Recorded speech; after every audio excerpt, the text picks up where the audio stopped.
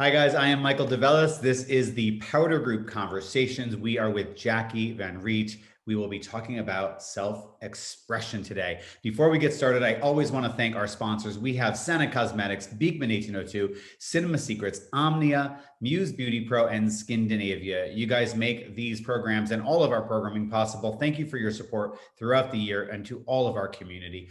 Now, Miss Jackie. Hi. Miss Jackie. I just don't know what got into you, my friend, but you have blown us all away. And I was so excited to have you say yes to sharing with us some information maybe and say, we look at you visually, we see the stuff you've done. But I think, we're not going to do a lesson on how to transform today. This is about thought process. It's a conversation, right? Maybe we'll have to talk about the other part for another time. Maybe we'll have to have a whole series of Jackie Does. I can show up in a transformation. I think that I thought about it today, but Well, we'll see. Well, I think you've now transformed to Jackie Van Riet, which is shocking because we haven't seen her for a little while. It's much harder than it used to be.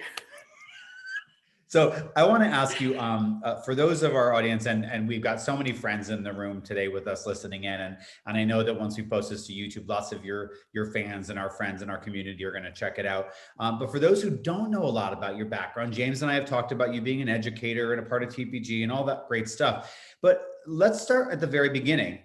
Before you became Jackie the Transformer, right? Literally and figuratively. What got you into makeup and what was your first point in makeup artistry? So I was a huge tomboy growing up. And so I never wore makeup until I got to college and I met other girls who wore makeup. And, I was a concealer and pink eyeshadow was all I ever had because that's what my mom would let me have. She took me to the Merle Norman counter when I turned 13. Yeah. So, but in college, I was the person who did everyone else's makeup. And it kind of became that as well when I did nonprofit work and we would have big events and galas and I was getting all of the staff ready. And then one day when I was getting my hair cut with my stylist here in Chicago after my kids were born, and I was saying, I really need something to get out of the house, but it has to be something worthwhile. And she's like, well, did you know people will pay you to do their makeup? I was like, I'm sorry, what? So from there, I'm a big believer in education. So if I was going to do something, I was going to go get educated for it. So I spent a good chunk of money getting educated to get started in doing what I wanted to do. And when I started, I did a lot of bridal and beauty because I love clean, beautiful makeup. So that's kind of how I got started. So going from Jackie, who's doing bridal makeup, I love the accidental artist story, right? Like, didn't even know it was a thing. Didn't know it was a thing. Somebody was like, hey, why don't you do my makeup? Somebody said, hey, why don't you help me out with this? And then you kind of built this career around it. But then you started getting into education, and which is very obvious when we watch you, even in your short snippets of video and education that you do with your transformations. What took you into education from where you started? So I started taking a lot of classes. I started at makeup first and took a couple of classes there. And then I met Muse Beauty. And I went to some classes with Brian Sotheby here in Chicago. And from the very first airbrush class that I took, so I bought my Cat Cosmetics compressor from them to show, which got me one class complimentary. So I went to the class and just my mind was blown. I was like, this is where I'm meant to be. These are my people. I remember walking up to Brian at the end and I said, one day I'm going to work for your company. And he goes, well, we're very small. He's like, we don't really have room for that. And I go, you will, and I'll still be here. That sounds like Brian, and that sounds like you. I was like, someday you will, and I will still be here. So I love that. And so you started educating with Muse. You're with the brand. You still do work with Cat and Muse. And then a pandemic happens.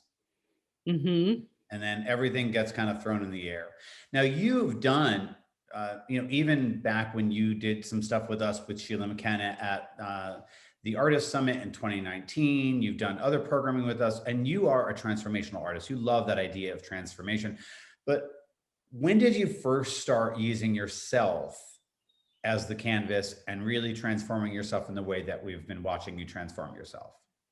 Um, I did it once or twice in like 2019, I think it was. So I transformed myself into the Night King from Game of Thrones for Halloween. Just as a quick, like, thrown together costume. That's kind of how it started. I would do thrown together looks for Halloween. But personally, I'm sure like a lot of other people, I have a hard time um using myself as a model because looking at myself and taking pictures of myself is I prefer to be behind the camera. So it was definitely a process. And when I was watching one of your conversations with Devin um, from Stila, who I love that I met at the Artist Summit, and he was talking about during the pandemic how his mentor said to him, "Well, you have a face, do makeup on your own face." And then that kind of inspired me like, okay, I have a face. I could try like doing this stuff on myself. I have a face. And right.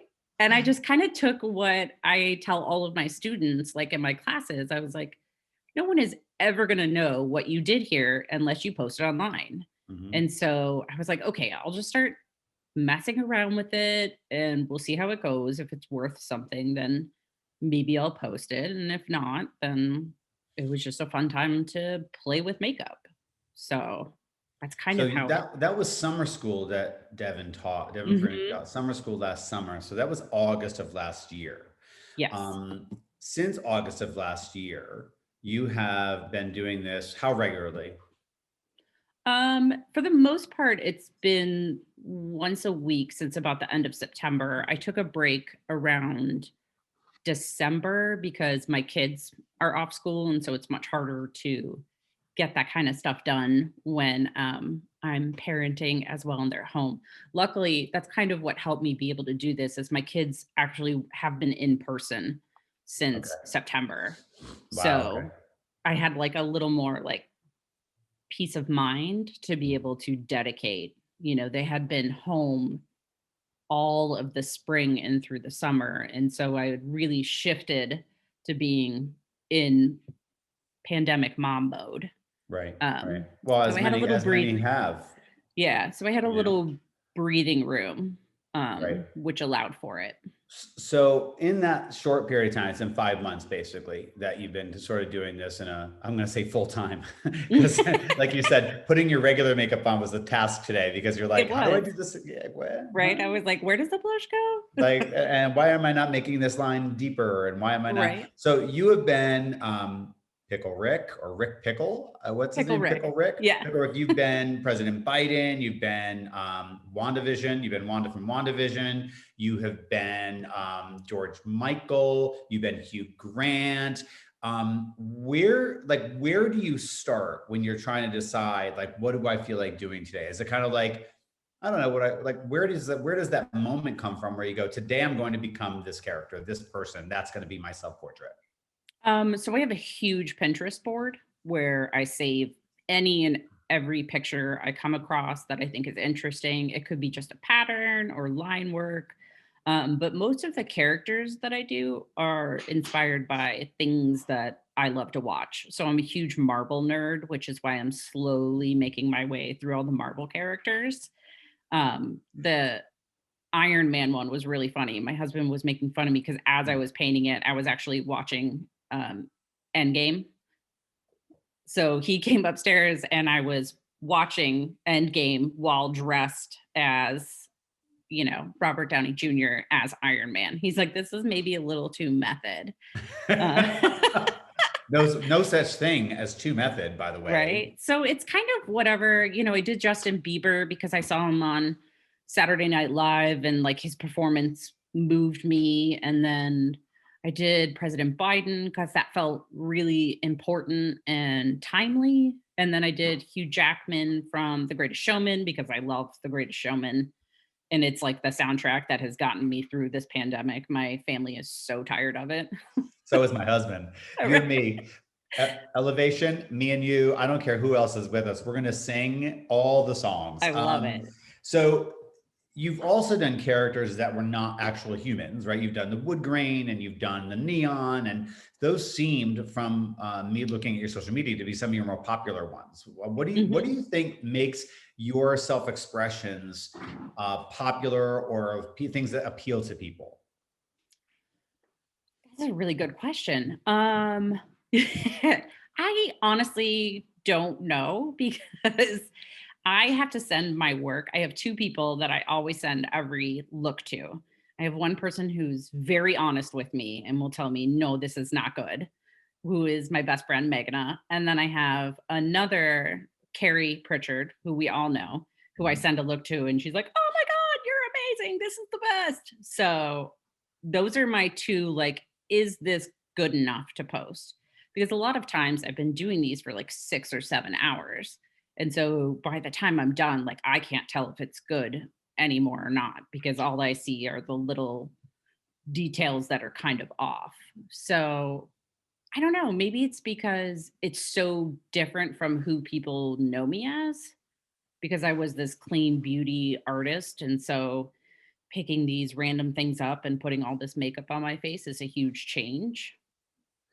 So 6 or 7 hours is a long time. Like for me to put a little bit of my Cat Fix foundation on my rosacea for 2 minutes Yeah. before I sit in front of this camera, is a lot. So how do you keep yourself motivated and inspired? Because I think a lot of people look at this, and I've watched the comments saying like, "Oh my God, I want to try this," and I've talked to artists in TPG Pro and say, "Jackie's such an inspiration. Like, I just don't know if I can do that," and then they'll try and they don't feel like it's good enough. How do you stay motivated and inspired when, number one, it takes so long to do each of these looks, and number two, when sometimes you spend all that time and then it falls flat and you're kind of like, ugh, do you ever say like, never mind, I'm done with this? Oh, yeah. Last night I was up painting until like 1 in the morning. And that's because I spent 3 hours on the first version of it. And I was like, no, this isn't good, and wiped it off. And then sometimes at that point, I just like walk away from it. But I was pretty determined to make that one work. So then at 9 o'clock, I started the new version of the makeup. So there are definitely looks that have taken a couple tries because it's hard to figure out sometimes how to achieve the effect Mm. that I want. And so it'll take me kind of messing with it. But for me, it's I just kind of get in this zone where I get hyper focused on what I'm doing. I'm usually listening to music, and I don't, it's like my meditative space. So it's kind of relaxing for me, especially doing all like the really intricate line work. It's just kind of like, I don't know, I just space out and keep going. Yeah. What do you use when you're doing these pieces? Are you using a photo reference point, even for things like the neon thing? Were you looking at how neon reflects on a brick or some brick wall? Like, how do you come up with, because as a painter, right? As a painter, take it out of makeup artist for a minute. You're seeing reflection as white. You're seeing shadow as gray. You're not seeing the thing, you're seeing the color. So how do you, when you're looking at George Michael or when you're looking at a neon, how do you come across with sort of the process and the technique you're going to use to get to that place? So if I'm transforming into a person, I'm looking at very small segments of the photo. So usually there's like a unique characteristic about a person that makes them that. And so I have to figure out, like, sometimes it's the nose or sometimes it's the mouth. With President Biden, I struggled for a little bit because it wasn't his nose or his mouth, and I figured out it was his eyebrows. Is Mm. very specific, like gray eyebrows. And so once I got that part down, it clicked. In terms of other more artistic things, for the neon look, there's an amazing YouTube artist who draws, and he does these little quick tutorials where he shows like how he would paint neon. And so I'm taking his techniques and then transferring them over to what I do onto the face. So I watch a lot of like drawing videos, or there's one I want to do with bubbles. And so I'm watching people like draw bubbles and how they create that and make it look realistic. Mm. What do you when you're it's funny because I know I've tagged one or two artists who did the work that you were doing, and I almost tagged we're featuring WandaVision in on Makeup Are Magazine you? spring 2020. Yeah, this That's issue amazing. is WandaVision with Trisha Sawyer and Which Vasilius. is like my favorite show. I've watched it like seven That's why when I times. saw the thing, I was like, oh, let me tag Trisha and let me tag Vasilius. And I was like, oh, I gotta ask Jackie if that's okay. Oh my Is it God, awkward please. for you if someone who did that work or an artist who, or if George Michael, like, Yeah. is he still alive? He's still alive, right? No, he died. Oh, I forget all the British gays. They all kind of lump into one. Right. But what's that moment where it's like awkward or weird for you, or is there one? Oh my God, yes. No, I'm usually fairly uncomfortable talking about this kind of work because this was my secret passion, like the thing I always wanted to do, but was totally afraid of doing. And I was like, what if I do this and it's so bad? And then that one thing I wanted to do in my brain that I was like, I think I can do this was taken away from me because I'm just not good at it. Mm. And so it was always hard for me to talk about it with other people. And you know me, I'm horrible at receiving compliments. If you saw my face when James was talking about me, I was just like, because it makes me so uncomfortable. Yeah. So yeah, tagging the other artists, like when you tagged David Gilmour in the thing I did, I was just like, oh, but what if it's not good enough and they're offended by what I did? And then,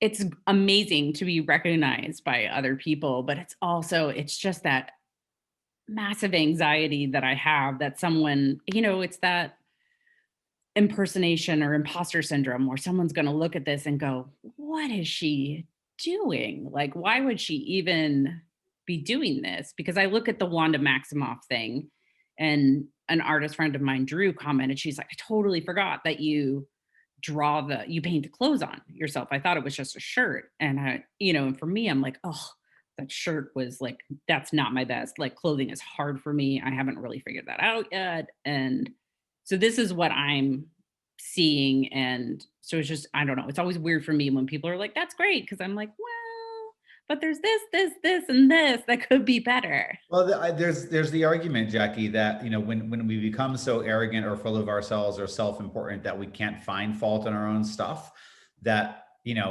that's the time to hang it up or find another community, because we don't love arrogance at TPG, right? We love confidence, we love pride in what your work is. But I think that's a tough thing. I mean, a lot of your self-expression is, again, I'm going to use the word mimicking. It's mimicking, right? It's mimicking Yeah, someone, it's definitely. mimicking something David did that was a painting. It's mimicking something that the way a celebrity looks or a musician. But when you're creating, whether it's wood grain, whether it's other things, whether it's a character that's just you creating a character through your self-expression, how much of you is in that? Or is it strictly a canvas to you? Is there some of Jackie in there? Yeah, definitely. Because it's usually I'm taking what it is and then adding myself to it. So Okay. one of the first pieces I did was kind of that rainbow dash swirl out, and that was loosely based off of the Met was doing a whole series on artistic embroidery. And so I was inspired by like the little stitches in it. And so that look took me 8 hours because all of that are dashes that are about this small and it's just layered on top of each other. So that one's like a labor of love for me. But there's always some little like tweak I put in it or something that kind of makes it my own. Do you ever do any sort of like Cindy Sherman? I know you know who Cindy Sherman is. For those who don't know who Cindy Sherman is, she's a self-portrait artist, photographer who creates her own costuming and hair and makeup for all these different incredible, photographs that she takes of herself. And they're not necessarily of a character, but they're of a moment, right? There's that 50s person. There's the person who's downtrodden. Is there an evolution of your work? Are we going to start seeing some sort of like Jackie as random woman from the 50s? Or do you love this idea of starting from a place? I think a little bit of both. There is some of that. I have to be in the right space to do that sort of creative exactly from my brain. with no reference whatsoever. There's some transformations I want to do into like random older people. I have some amazing portraits that people have taken. And so it's kind of a reference off of that. Um, the vote thing that I did, that was completely on my own. And that was off of a moment just with everything that was happening in 2020. And I had gone to drop off my mail in ballot and had been talking to someone else. And it was just like, that was an expression of feeling like I had no voice. Like I had a voice, but just with everything that was going on, like I felt like I couldn't express what I wanted. And so I wanted to engage people and I wanted them to feel seen and how hard everything was at the moment. And then also just understanding like how hard it was to have a voice in that time when everything was so loud. So, usually if it's kind of emotionally driven for me, those kind of things will come out. Like when I did the other, patriotic thing around the time of the Capitol riots, that was an emotional, so usually those come from an emotional response for me about stuff. Oh, I can't hear you anymore. I have birds chirping out really Oh, loudly okay. outside my window, so I keep muting myself. Sorry. That's okay. So there, for me, that those are some of the most powerful ones you've done. I think that the artistry and the artistic technicity of the of a mimic is incredible and blows everybody's mind. But I love to see when Jackie lets this come through. Mhm. How do you do that as a very shy and very a person who doesn't like to open up about energetic things like that? Therapy. Um, as you know, and a lot of people know, I live with bipolar. And so it's been a struggle for me, especially during the pandemic, to maintain some form of stability.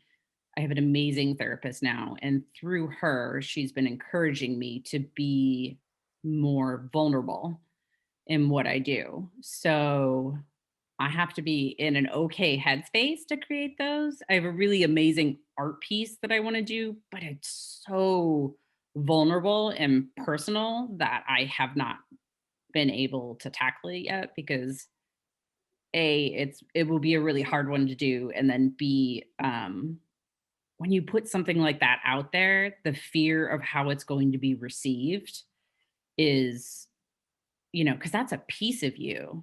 Mhm. That's like a piece of my heart, or, if someone doesn't like my Joe Biden, that's whatever, that's fine. But if someone doesn't like, the makeup that I did for when I was trying to it was one of the earlier pieces. I was trying to show what bipolar sadness is, and it was kind of this blue that was on my face, trying to show that like that sadness is always kind of right there under the skin. And so if people don't receive that well, it feels way more personal. Right. It's also harder sometimes for people to see those pieces because it can evoke strong reactions from people. So I also get concerned, when I posted that piece of the sadness, everyone's like, "Oh my God, are you okay? Are you Right. okay?" And it's like, I'm fine. I wouldn't be doing this makeup if I wasn't in a place where I'm fine. Um, so it's cool that it evokes that emotion, but it's also, I have to be in a place where I can go there Right. as Right. well. Well, and opening up to whatever level is comfortable, and I'm not sure if you're seeing the chat, but there's Julia and Wendy, everyone's saying like we're ready when you are. Like bring it on. We're here to receive it, and we will be there for you. So it's nice to be able to be open and be supported by a community and a community of friends and colleagues that appreciate what you do and are going to find the positive in it. But also really good to have the Megana folks in your life who go, not That that doesn't one, work. Yeah. not that one. It's like How's this sweater look on me? Not that sweater. Well, Um, that was last night. I showed her the look and I'm like, is this working? She's like, I can't tell. And I'm like, well, here's the reference picture. And she's like, well, next to it, it makes sense. And I'm like, all right, I'm wiping this off and starting over. well, thank you, Megan, for being the honest voice. That's important. I want to talk a little bit about technical stuff because we've got a Sure. few minutes left, and I these 30-minute sessions kill me because they're so quick. But a couple of things. One, what was the most difficult look that you did? Technically, not necessarily emotionally, but technically. I think it was probably that cracked look where it looks like clay and I'm kind of like screaming in it.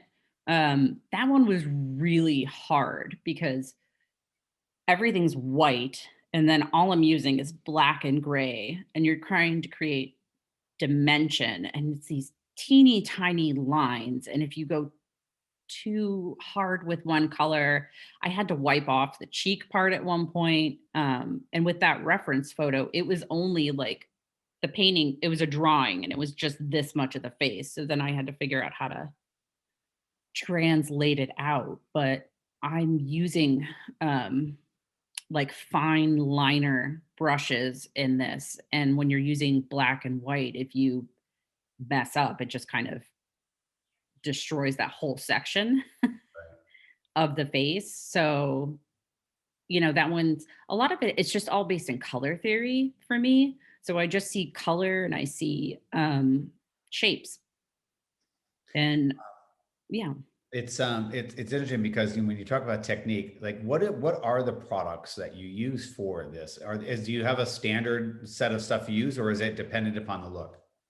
It kind of depends, but I use the creative makeup, their cream palette that they have. I use a lot of cat because I love my cat. I use Graftobian. I for face paints. I also use Mayron. I use a lot of Viseart. It's kind of what was in my kit, and I'm slowly adding different things into it that I need because I actually put away all of the beauty stuff out of my kit for now, and it's all just like crazy face paint and colors and I have like my own little cart. This is my desk that I work at now, which is in our living room. So, with all my lights set up. So that's where the kids come and go like, Mom, what was the thing you posted? Mommy's not a normal mommy. We don't have a normal mom. That was the best post ever. And they're right. Thank goodness they don't have a normal mommy because Well, because I it's go so up much to work. like hug them goodnight and I'm, Half pickle. George Michael. Or yeah, I Hey, went up there and I was almost completed Pickle Rick. And they're like, we don't have a normal mom. what was the most fun? What project was the most fun that you did? Which piece? Um, I love doing Iron Man. That was really fun. That was like the second transformation I think I did. And I did Robert Downey Jr.'s face. I was just gonna do that. And then very randomly, I'm like, you know what? Maybe I'll paint him in the Iron Man suit. And so just on a whim, I painted that out. And that was one of the first times that I was like, okay, I might be good at this. This is really fun. And that was a week when I had done like 3 makeups that week. And so I was trying so hard to hold on to that so that I wasn't like, here's 3 makeups this week and then have nothing for the next week. Um, but yeah, it was, I started to figure out how to do facial hair and What is your it was one of technique for facial? Your facial hair is amazing, by the way. And I thanks. just want to throw in, I have to go back and I almost picked up my phone and looked back at your Wanda because I will tell you, you might criticize your clothing, but I didn't even realize it was painted on when I looked at the Ah, picture. I'd have to go back and look at it. And thanks. also with the cracked one, I literally there's a Carolyn Cowan out of London used to do makeup. She's a healer now, but she did some programs for us at the Powder Group years ago. And there's a mud, and I forget the name of it, but it Mhm. comes in different colors. And I think it's planter's mud or something. And you can apply it and just it cracks. I Yep. looked at what you did and was like, oh, that's like she must have used that stuff that Carolyn had and just like kind of gone in afterward. But knowing you drew it all in now and knowing I Mhm. was tricked, I hope that makes you feel even more confident It in that does. look because it was amazing. That was just Um, white and black face paint. isn't that amazing? It's amazing what you can do. It's amazing. Is there someone that's going to be coming in down the pike that we can be looking forward to? Some like, oh, I'm saving up my energy to create this amazing character, or do you just want to surprise us? Well, that's I keep considering doing lives where people can watch me paint, but then I'm like, but that ruins the like, Mhm. this is the look. I want to do all the Avengers if I can, because I'm literally just the biggest Marvel nerd. And my family, again, is sick of. I watch the movies on repeat. When I was painting last night, I was watching Falcon and the Winter Soldier, which is so good. Um, so it's, yeah, I'm kind of, I don't know, it's whoever interests me at the time. A lot of it is men that I I do. well, I was gonna wrap with a little. As I'm thinking about all the looks you've done, the tomboy is coming back out, babe. Right? Hmm. The tomboy's back. The tomboy's Yeah, I have a facial structure that lends itself pretty easily to doing guys' makeup. I have a little bit of a stronger jaw. And so it's kind of easier for me to transform into a man. But it's also like my own insecurities of um, trying to transform myself into a beautiful woman is not something that is necessarily comfortable for Mm, me. I want to recreate the Freedom video by George Michael by doing all the supermodels, wow. which would take a long time. So that's kind of like a far off project. I haven't have enough time to like it would be a TikTok, so like segments. But the idea of turning myself into Cindy Crawford is much harder for me to grasp Yeah. than it is for me to turn myself into Robert Downey Jr. because I Well, can hide there's more in that. there's not a comparison so much, is there? It's not a woman who is trying to look Mhm. like a different woman. It's a woman who is not a man and is looking like a man. So Plus, it's fun for me to paint myself like a man and then try and make my husband kiss me. He's like, I do not want to on that kiss Robert Downey Jr. on that note, listen, we're out of time. I can't believe it. I do have one more question for you, and I hope Sure. you're okay with it. You know, I've watched as our community is so inspired by you, and I'm not kidding. I would love to do a whole series of like programs where you're teaching on Zoom and Sure. helping our audience really pick up how to do these things and create their own characters. Finding self-expression is such an important piece of getting through this pandemic and getting back into where we're going next, right? I always Hmm. joke, I didn't get a chance to learn how to bake or speak a foreign language during the pandemic. I was really busy doing other stuff, right? Exactly. You were doing stuff, I was doing stuff, James was doing stuff. But now there's this moment where I go, I want to, I'm doing the Beekman wipes thing. And I'm like, how am I going Hmm. to do this? I'm creating all these ideas. But for me, there's this idea of, yeah, but that's Jackie. She's super creative. I couldn't do that. So, what is your advice? What are some words of Jackie Van Riet wisdom for the audience that's listening in and watching and who says, yeah, but I'm not that talented. I can't do that. I'm not skilled like that. What is your advice to them about looking at self expression and the way you do? Well, I mean, you saw me at Evolution and I had conversations with James, and I'm like, I'm just not creative. Like, I am a technician. I used to refer to myself as a beauty technician. I'm like, I'm a technician. I'm not an artist. I never thought of myself as an artist. Um, Now I'm gonna get all emotional. You always do this to me. I had no emotions before Evolution. Um, so there was a point where I was just given like something unlocked while I was there, and I was given validation for who I was and just the freedom to just try it, just pick up a brush and try it. And when you're looking at something, if you're doing a reference of an image, break the image down into small pieces. Look at the eye and just recreate the eye, or look at the nose. It's kind of, I like to say it's a magic eye thing, right? Where you have to like unfocus your eyes when you're Mhm. looking at an image, and that lets you see the little details of it. You'll surprise yourself. You'll surprise yourself on what you're actually capable of doing. And it doesn't have to be all original from the start. Start by recreating things, you know, and then eventually your own ideas will come in and your brain will be like, oh, remember how we did this? You could totally do that. A lot of my techniques are from special effects classes I took or even beauty classes. The facial hair that I do uses a stipple sponge. I dip it in cat fix cream, and then if I'm doing stubble, I pat it on my face, and the irregular pattern makes stubble. If I want to do longer hair, then I kind of scrape it like if you were doing a scratch. So I do 3 or 4 different levels of cat fix cream, and that gives me more of a traditional looking beard. How do you do this? I haven't figured out how to do that yet. All right. Well, when you do that, I'm in. I'm all in.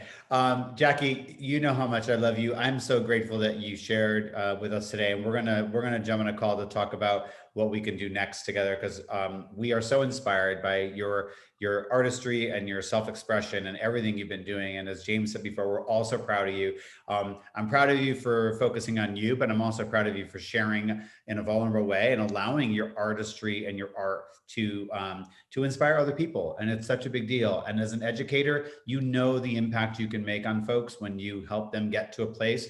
I want you to know that while a lot of this it just seems super artistic and super creative, it has absolutely inspired us as a community. And I'm super grateful. And I know all of us are. So thank you for being with us today. Can I just say thank you so much for inviting me? I was so like blown away and excited. Tony was like, what's going on? I'm like, they just invited me to speak on TBG Conversations. And like my mom was like, okay, good luck on your interview. If you get super nervous, you can call me beforehand. Oh, I love you. But Well, listen, let them know that it's going to be on YouTube. I will. Everyone is like, tomorrow. where can we watch this? But I also want to say thank you so much because the Powder Group has truly stepped up during this pandemic. And in a year that has been so hard for so many of us, it means so much that you were bringing education and inspiration and helping us to continue the idea that this was going to come back to normal. You know, you were helping us to stay inspired and remember our passion for something that so many of us didn't have access to. So it means so much to me and the rest of the community. So thank you so much for that. Well, thank you for saying that. And thank you for being a part of it. And as I always say, and James and I say this all the time, we can do what we do, but without you guys being there as a part of it and engaging with it and celebrating it, it's just us talking to ourselves, right? So thank you and thank all of our community. Jackie Van Riet, thank you so much. Ladies and gentlemen, this has been the Powder Group Conversations with Michael DeVellis featuring Jackie Van Riet, speaking on this art of self-expression. Thank you to our sponsors, Scandinavia, Muse Beauty Pro, Omnia Cinema Secrets, Beekman 1802, and Senna Cosmetics. We will see you next Wednesday, and this will be live on our podcast and YouTube starting tomorrow. Thank you, guys. Thank you, Jackie. Love you. Love you too. Bye. Bye, everybody. Happy birthday, James.